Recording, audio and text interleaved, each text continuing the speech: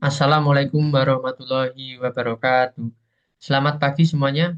Kami dari kelompok 3 akan menganalisis tingkat stres mahasiswa menggunakan DAS 21 untuk keperluan proyek UAS Statistika dan Probabilitas 2025 dengan dosen pengampu Bapak Aristu Saptono, SSI MT BHD. Sebelum masuk ke pembahasan, kami akan memperkenalkan diri terlebih dahulu. Perkenalkan, nama saya Fauyan Akbar Nafis dengan NIM L1125041 dan rekan saya. Dan saya Alvinas Fadel Saputra dengan NIM L01251126. Langsung saja masuk ke pembahasan yang pertama yang akan dijelaskan oleh rekan saya Alvinas, yaitu Yaitu latar belakang masalah. Stres merupakan permasalahan yang umum dialami oleh mahasiswa akibat tuntutan akademik dan non-akademik. Tingkat stres yang dialami mahasiswa dapat berbeda pada setiap tahap perkuliahan. Oleh karena itu, penelitian ini digunakan untuk menganalisis tingkat stres mahasiswa berdasarkan tahun angkatan serta mengidentifikasi faktor stres yang paling berpengaruh. Instrumen DAS 21 digunakan karena mampu mengukur tingkat stres secara sistematis dan terstandar. yang selanjutnya yaitu langkah-langkah penelitian dimulai dari data DAS 21. Setelah itu melakukan sampling dan randomisasi dari data DAS 21, lalu melakukan berbagai analisis, yaitu 3 analisis ANOVA satu arah, korelasi persen, dan regresi linear. Setelah itu masuk ke tahap terakhir, yaitu kesimpulan. Nah, dari data dan sampel penelitian, data yang digunakan adalah file Excel DAS 21 yang berisi data mahasiswa berupa tahun angkatan, nilai faktor kasus, dan skor kasus, mulai dari anxiety, depresi, dan stres. Kami menggunakan fitur filter data Excel agar bisa menampilkan data sesuai kebutuhan untuk mengambil data setiap angkatan. Kemudian, sampel penelitian mengambil 100 mahasiswa secara random, di mana data berisi minimal 25 mahasiswa per angkatan, mulai dari 2022 sampai 2025. Pengecekan dilakukan dengan kolom randomisasi yang berisi rumus tren, kemudian diambil 25 teratas setiap angkatan.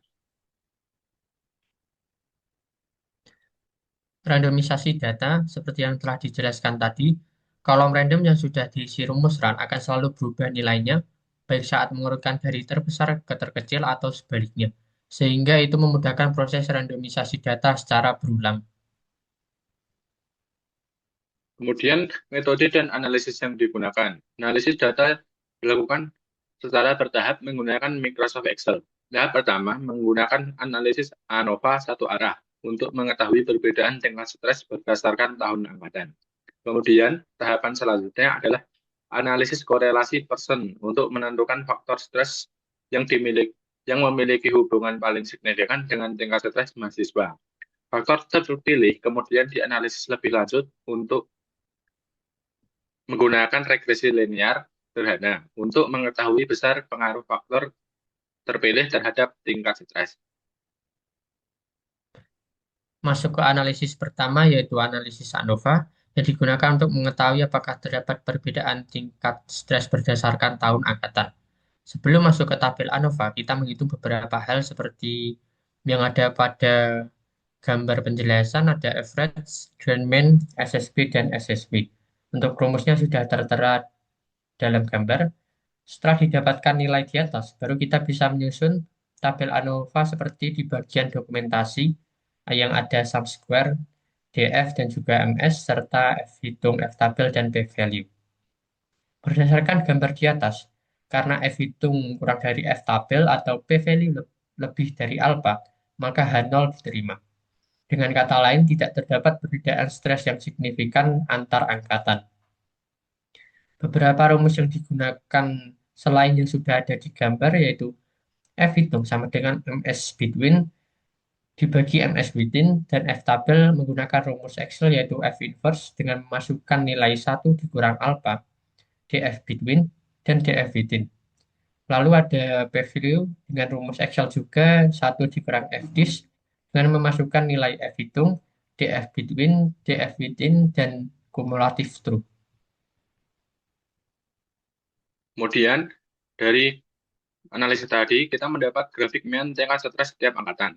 Grafik menunjukkan rata-rata tingkat stres mahasiswa berdasarkan tahun angkatan. Berdasarkan grafik tersebut, terlihat bahwa rata-rata tingkat stres antar angkatan relatif tidak berbeda jauh yang sejalan dengan hasil analisis ANOVA satu arah tadi. Masuk ke analisis yang kedua yaitu analisis korelasi yang digunakan untuk mengukur hubungan linear faktor stres FS1 sampai 7 terhadap tingkat stres mahasiswa. Dari hasil analisis menunjukkan bahwa seluruh faktor stres memiliki hubungan positif dengan tingkat stres mahasiswa. Dapat dilihat pada gambar dokumentasi yang memuat nilai koefisien korelasi persen setiap faktor stres terhadap nilai stres. Dan didapat bahwa FS6 memiliki nilai R terbesar sehingga dipakai untuk analisis regresi. Untuk rumusnya sendiri seperti yang ada di PPT, namun karena dalam praktiknya kita menggunakan Microsoft Excel, dapat disederhanakan dengan Corel, Array X, dan Array Z, di mana X adalah faktor terpilih atau FS6, dan Z adalah nilai stres.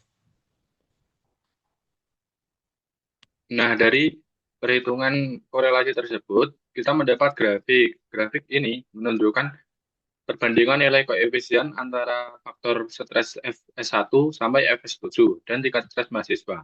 Faktor stres FS6 memiliki nilai korelasi tertinggi sehingga dipilih untuk analisis regresi.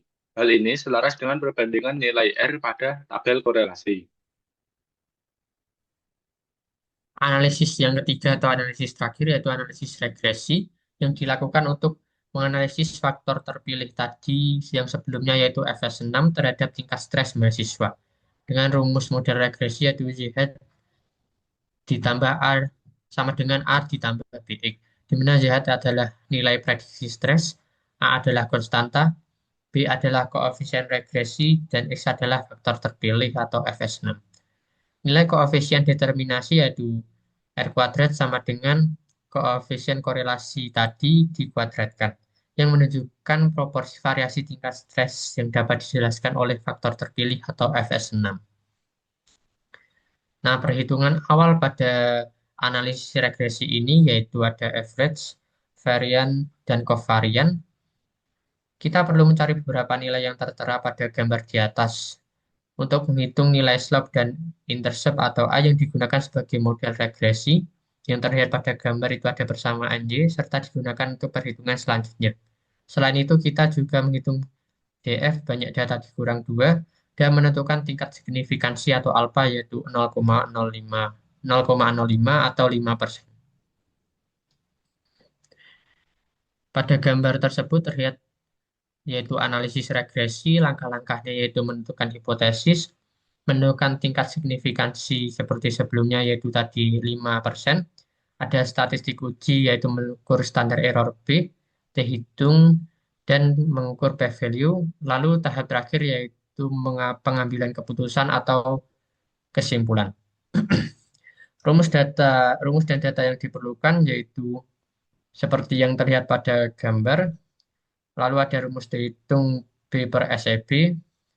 Untuk nilai probability, kita menggunakan rumus Excel yaitu p-value sama dengan t-dis minus t-hitung df true atau 1 dikurang t-dis dengan memasukkan nilai t-hitung, df, dan kumulatif true untuk satu sisi. Untuk dua sisi hampir sama dengan yang satu sisi tapi dikali 2. Karena p-value kurang dari alpha, maka H0 ditolak. Dengan kata lain, FS6 berpengaruh signifikan terhadap tingkat stres. Nah, dari analisis regresi tadi, kita mendapat grafik regresi. Gambar tersebut menampilkan grafik sebaran data, garis regresi linear, persamaan regresi, serta nilai koefisien determinasi atau R kuadrat. Hasil regresi menunjukkan bahwa koefisien regresi bernilai positif dan signifikan, yang berarti peningkatan nilai FS6 akan diikuti oleh peningkatan tingkat stres mahasiswa. Nah, kesimpulan dari seluruh uji yang kita sudah lakukan pada data DAS 21 itu adalah analisis ANOVA satu arah menunjukkan bahwa tidak terdapat perbedaan tingkat stres mahasiswa yang signifikan berdasarkan tahun angkatan dari 2022 sampai 2025. Karena nilai F hitung kurang dari F tabel dan p-value lebih dari alfa, sehingga H0 diterima. Kemudian hasil korelasi Pearson menunjukkan bahwa seluruh faktor stres dari FS1 hingga FS7, FS6 memiliki hubungan paling kuat dan signifikan dengan tingkat stres mahasiswa. Nah, dan analisis regresi linear sederhana membuktikan bahwa FS6 berpengaruh signifikan terhadap tingkat stres mahasiswa dengan p-value kurang dari alfa, di mana peningkatan FS6 diikuti oleh peningkatan tingkat stres. Nah, secara keseluruhan, perbedaan tingkat stres mahasiswa tidak dipengaruhi oleh tahun angkatan, tetapi lebih dipengaruhi oleh faktor stres tertentu, khususnya faktor FS6. Sekian dari kami kelompok 3. Apabila ada tutur kata dan tingkah laku yang kurang berkenan, kami mohon maaf. Wabillahi taufiq wal hidayah. Wassalamualaikum warahmatullahi wabarakatuh.